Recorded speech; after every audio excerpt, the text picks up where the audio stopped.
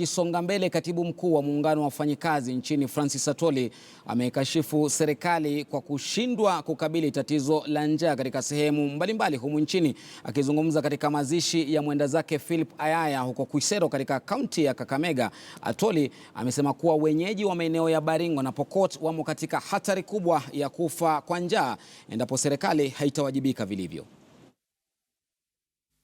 Onekana kutoka Kenya, unatoka kwa inji, watu wanakufa kwa njaa, wakionyesha huko Turkana, Pokot, kule Baringo, unaona kama mtoto mkono, unashangaa where are the priorities of Kenya government?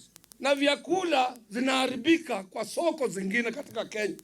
Badala ya Kenya government to mobilize lori za army na kutoa pesa kununua vyakula na kupeleka tanka zile malori makubwa ya maji kupeleka kwa Wapokoti na Waturkana, wanawacha mtu anakufa akiona, ng'ombe zake zinakufa wakiona. Na hawa wako Mombasa, kila siku mikutano yao ni Mombasa. President and deputy president, they love going to Mombasa. When people are dying because of hunger.